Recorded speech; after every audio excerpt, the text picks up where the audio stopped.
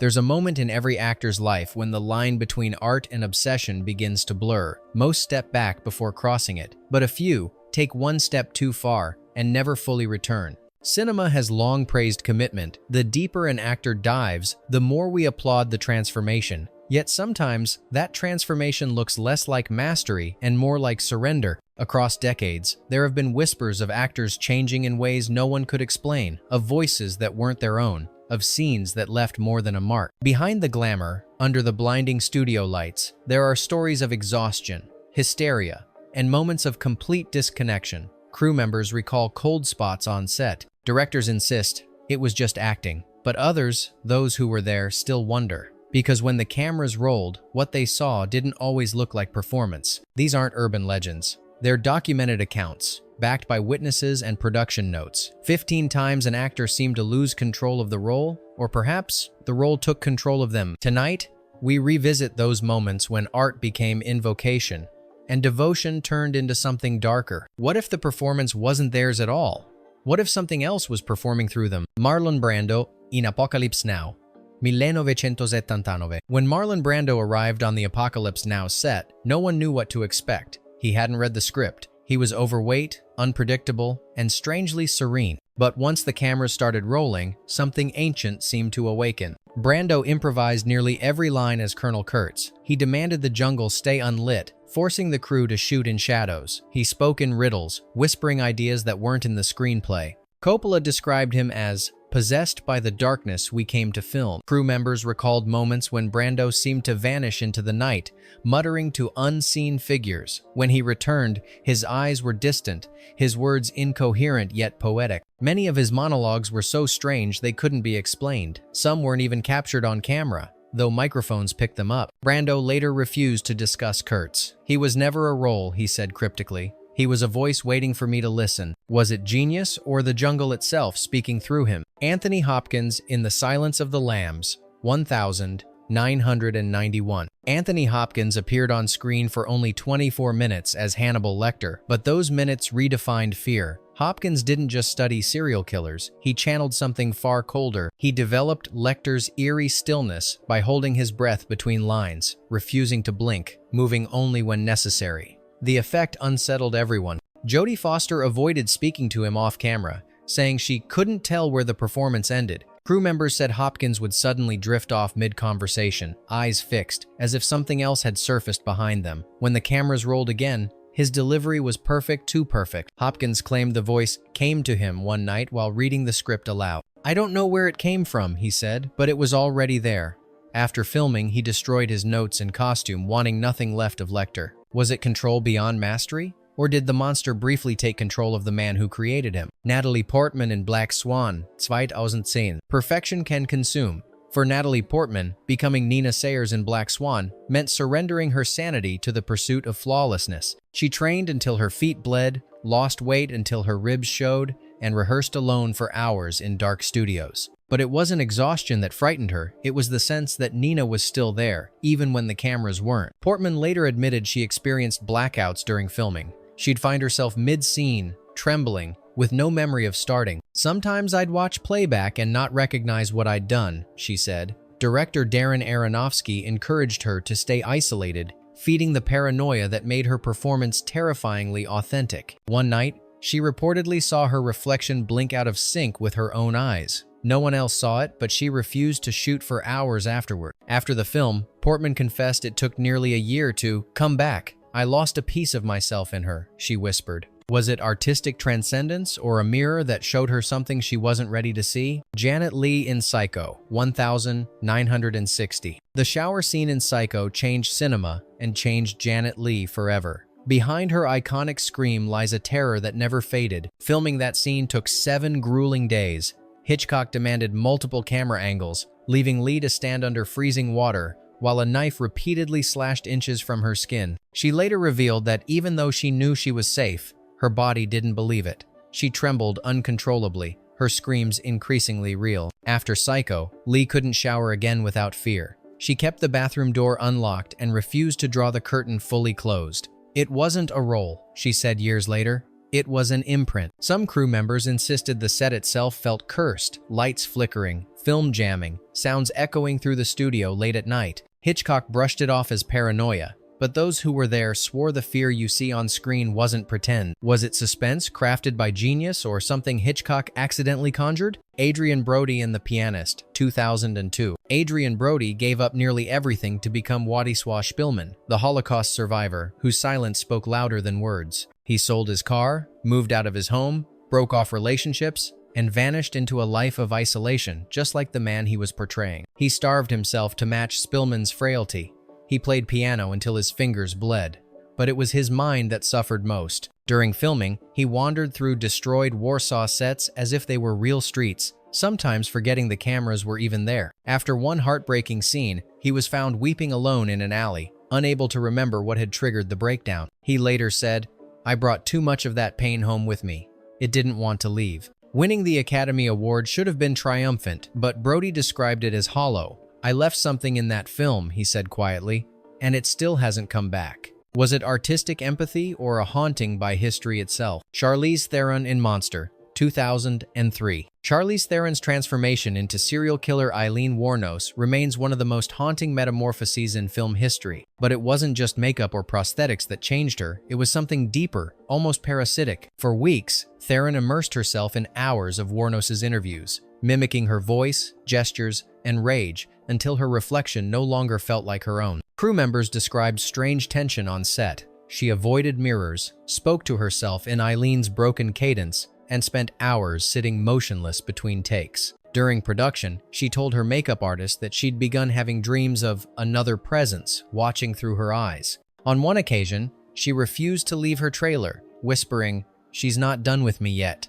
When the film ended, Theron confessed she felt she had to exorcise Wuornos from her system. Though she earned an Oscar, she also endured months of insomnia and emotional exhaustion. Was it empathy taken too far, or a spirit unwilling to let go of its vessel? Johnny Depp in Fear and Loathing in Las Vegas, 1998. To play Hunter S. Thompson, Johnny Depp didn't study him, he inhabited him. He lived in Thompson's basement for months, reading his letters, using his typewriter, smoking his brand, drinking his whiskey. When filming began, the transformation was already complete. Co-stars said Depp spoke exactly like Thompson even off-camera. He would ramble, laugh at invisible jokes, and talk about things only the real Thompson could have known. Director Terry Gilliam once said, "I wasn't sure who I was directing, Johnny or Hunter." The real Thompson visited the set often. Watching Depp perform, he muttered, "He's better at being me than I ever was." But when Thompson later died, Depp admitted he still felt the man's presence. He even honored his final wish, shooting his ashes into the sky from a cannon. Afterward, Depp confessed, "Some days I still hear him. He's not gone. He's just quieter now." Was it homage? Or did Hunter S. Thompson find a new body to live in? Shelley Duvall in The Shining, 1980. Shelley Duvall's performance in The Shining is one of pure terror, but that terror wasn't fiction. Stanley Kubrick pushed her to extremes no other actress has endured. He demanded take after take, sometimes over 100 for a single scene until she broke. The isolation, exhaustion, and psychological pressure took their toll. Her eyes were constantly red from crying. Her hair fell out from stress. Kubrick intentionally kept her apart from the rest of the crew to feed her anxiety. When you see Wendy clutching the knife, trembling, screaming, it wasn't acting. Duvall later admitted she had begun to question reality, unsure where the character ended, and her own fear began. "It felt like being trapped in the Overlook for real," she said. After filming, she disappeared from major roles, haunted by nightmares of that hotel hallway. In later interviews, her voice still shakes when she mentions Kubrick. "Something happened to me there," she says softly. Was it creative genius or psychological cruelty that left a permanent scar? Daniel Day-Lewis in The Crucible, 1996. Daniel Day-Lewis has always been known for total immersion, but during The Crucible, his devotion turned eerily real.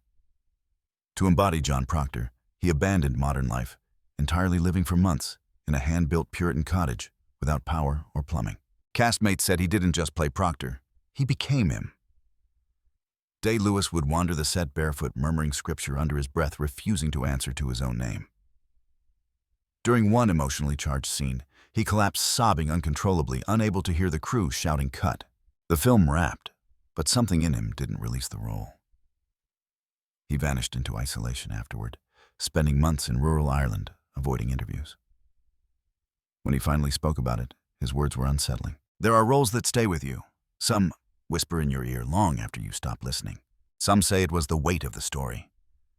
Others believe the ghosts of Salem still haunted the actor who dared to speak for them.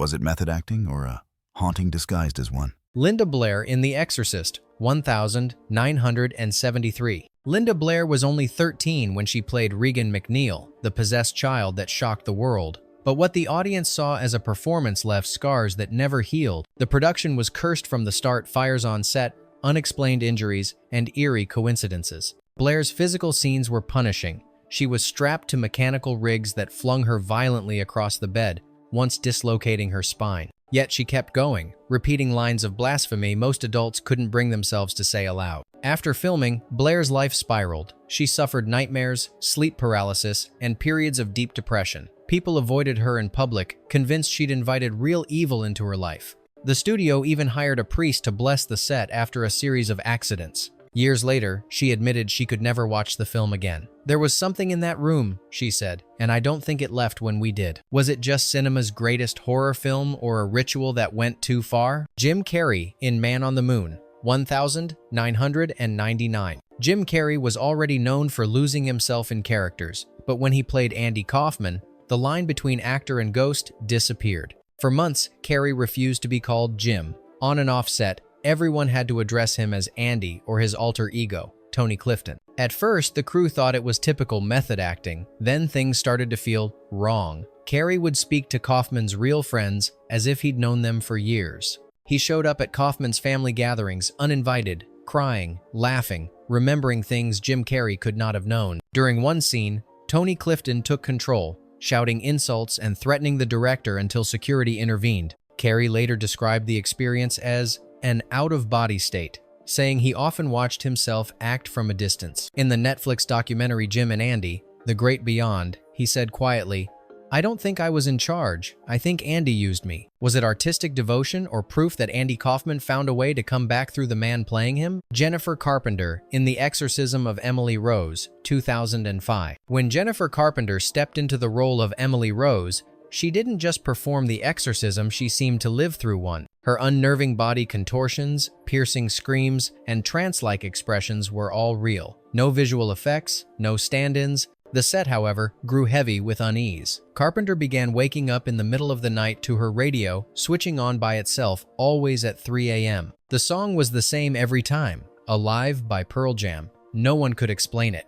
Even when she moved hotels, it continued. Crew members started reporting similar disturbances, shadows in mirrors, sudden chills, and equipment failure. Director Scott Derrickson later admitted that something unsettling happened during production, but insisted it was better not to discuss it publicly. Carpenter herself has never dismissed what she experienced. "It felt like something was paying attention," she said in a later interview. When the film wrapped, she swore off horror for years. She delivered one of the most convincing possession scenes in modern cinema, but some who were there believe she didn't act it. They believe they witnessed it. Michael Berryman in The Hills Have Eyes, 1977. Michael Berryman's appearance made him unforgettable, but what he became in Wes Craven's The Hills Have Eyes was far beyond costume or makeup. Playing Pluto, a feral creature born of radiation and desert isolation, Berryman turned the set into something primal, something no one was comfortable around. Filming took place in the suffocating Nevada heat. Berryman, born without sweat glands, wrist collapsed daily,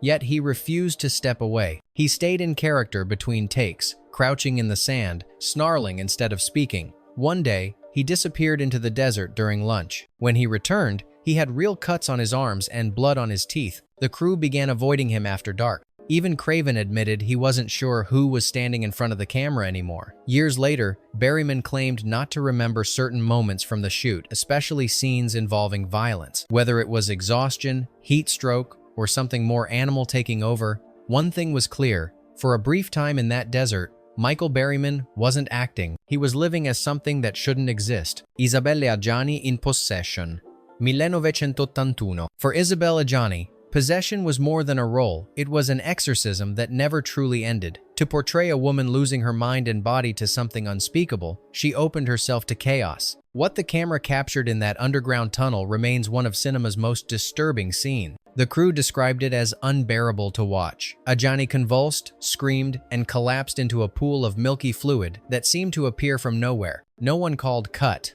When they finally did, she didn't respond. She just stared at the wall, trembling. Director Andrzej Żuławski called it truth on film, but Adjani would later call it a wound. She admitted that recovering from possession took her years and that she would never attempt a role like that again. Behind the camera, others spoke of strange moods on set, of electrical malfunctions, and of a heaviness that lingered long after filming ended. Was it psychological breakdown or something darker pressing through the cracks of fiction? Even Adjani refused to answer that question directly, maybe because she wasn't sure herself. Heath Ledger, in The Dark Knight, 2008. When Heath Ledger became the Joker, the performance was so complete that even his own mind began to fracture under its weight. For weeks, he isolated himself in a hotel room, filling notebooks with disturbing handwriting, chaotic thoughts, and drawings that only made sense to him. Friends said he spoke differently. Crew members said he moved differently. On set, Ledger wasn't just in character, he was the character. His laughter echoed in the corners of empty rooms long after the scene was over. He often appeared without warning, already painted and muttering fragments of dialogue that hadn't been written. One cameraman remembered that the Joker would show up before Heath did. Some of the film's most iconic moments weren't scripted.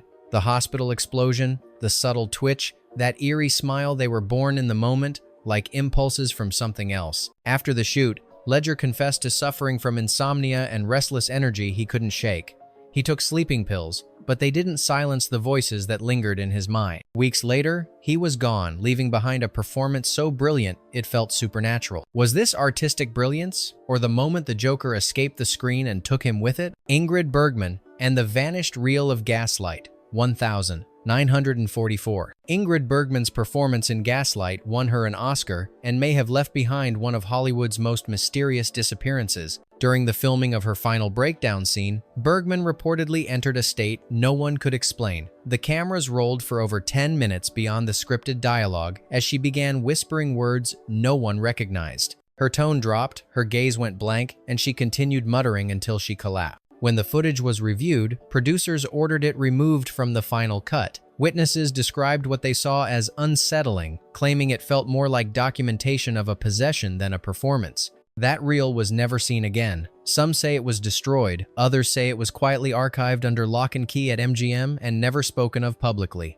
Years later, when asked about the missing scene, Bergman's answer was brief: "I wasn't acting, something happened." No one knows where the footage is now, or if it was ever meant to be found. Was it lost by accident or hidden because it captured something that shouldn't exist on film? These weren't mere performances. They were awakenings, moments where art crossed into something primal and unexplainable. Actors became vessels, characters became entities, and the screen blurred into something alive. Cinema celebrates transformation, but in these 15 stories, transformation turned into possession. It leaves us wondering how much of what we call acting is simply surrendering control. Which story haunted you most? Were these actors devoted professionals or participants in something they couldn't see? Let us know your thoughts below. And if you crave more of cinema's darkest secrets, subscribe, like, and stay with us in the shadows of Darkroom Cinema.